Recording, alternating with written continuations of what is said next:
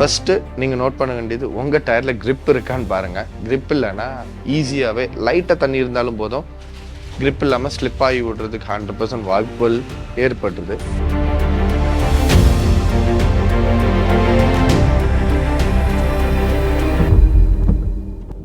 Hello case, நான் தான் உங்கள் பர்வீன்.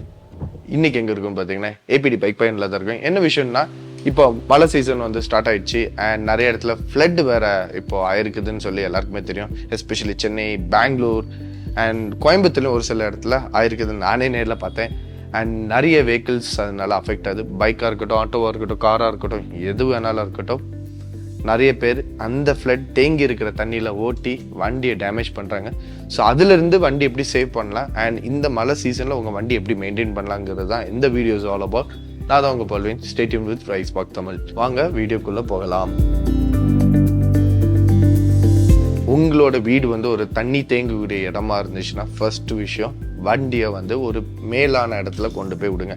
ரொம்ப உங்கள் ஏரியாவில் ஒரு இடுப்பளவுக்குலாம் மழை டைமில் தண்ணி கெட்டும் அப்படின்னா பக்கத்தில் ஏதாவது மேம்பாலம் இருந்துச்சுன்னா மேம்பாலத்தில் கொண்டு போய் விடுங்க. அது ஃபர்ஸ்ட் பாயிண்ட் உங்கள் வண்டியை சேவ் பண்ணுறதுலேருந்து. ரெண்டாவது பார்த்தீங்கன்னா, மழை டைமில் பார்த்தீங்கன்னா தண்ணி எங்கேயுமா போகும். ஸோ ஸ்பாட் பிளக் அந்த சைட்லலாம் வந்துட்டு ப்ராப்பராக க்ளீன் பண்ணிடுங்க. இன்னொன்று வந்து ஏர் ஃபில்ட்ரு, தண்ணி கெட்டி இருக்கிற இடத்துல வந்து நிறைய பேர் ஓட்டிட்டு போவீங்க. பட் ஏர் ஃபில்டருக்குள்ளோடி தண்ணி உள்ளே போகிறது நிறைய பேர் கவனிக்க மாட்டீங்க. ஸோ ஏர் ஃபில்டருக்குள்ளே போயிடுச்சுன்னா ஸ்ட்ரெயிட்டாக த்ராட்டில் பாடிக்குள்ளே போய் இன்ஜின்குள்ளே போகிறதுக்கு 100% சான்சஸ் இருக்குது. அந்த இடத்துல இன்ஜின் சீஸ் ஆகிற அளவுக்கு வாய்ப்புகள் ஏற்படும். ஸோ அடுத்தது பார்த்தீங்கன்னா எக்ஸாஸ்ட். ஸோ இது வந்து ஃபர்ஸ்ட் நிறைய சில வண்டிக்கு அண்டர் பெல்லி இருக்கும், சில பேர் வண்டிக்கு கொஞ்சம் அப்லிஃப்டாக இருக்கும். ஸோ இந்த மாதிரி அண்டர் பெல்லிக்கு பிரச்சனை இல்லை. பட் அப்சர்ட் எக்ஸாஸ்டாக இருக்கிற வெஹிக்கிளுக்கு தண்ணி உள்ளுக்கு போய் இன்ஜினுக்குள்ளே போகிறதுக்கு 100% பாசிபிளும் இருக்குது. ஸோ அந்த இடத்துல தண்ணி தேங்கி இருக்கிற இடத்துல தயவு செய்து ஓட்டாதீங்க. ஸோ அது வந்து ஒரு ஃபர்ஸ்ட் ஒரு முக்கியமான ஒரு விஷயம். டேங்க். ஸோ டேங்க் சைட்லையுமே வந்துட்டு அந்த பெட்ரோலுக்கு அந்த ஊற்றக்கூடிய அந்த பக்கத்தில் வந்து ஒரு ட்ரெயின் ஹோஸ் இருக்கும். அது நிறைய பேர் க்ளீன் பண்ணுறதில்ல.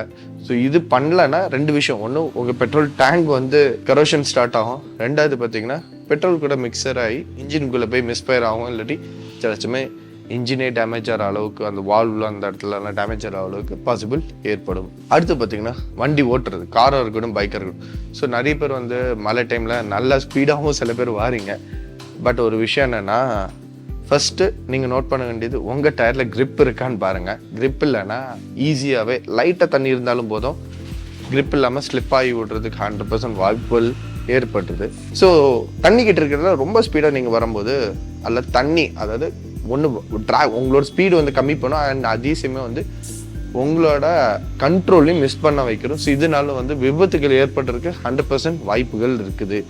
ஸோ இந்த மாதிரி உள்ள விஷயங்களை நீங்கள் கொஞ்சம் வந்து அவாய்ட் பண்ணுங்கள். நிறைய பேர் வந்து ஏசியை வந்து நல்ல கூலிங்காக வச்சுட்டு மழை டைமில் ஓட்டிட்டு போவீங்க. சிலவங்க விண்டோ இறக்கிட்டு போவீங்க, அதில் மிஸ்ட் ஏற்படுறது பார்ப்பீங்க.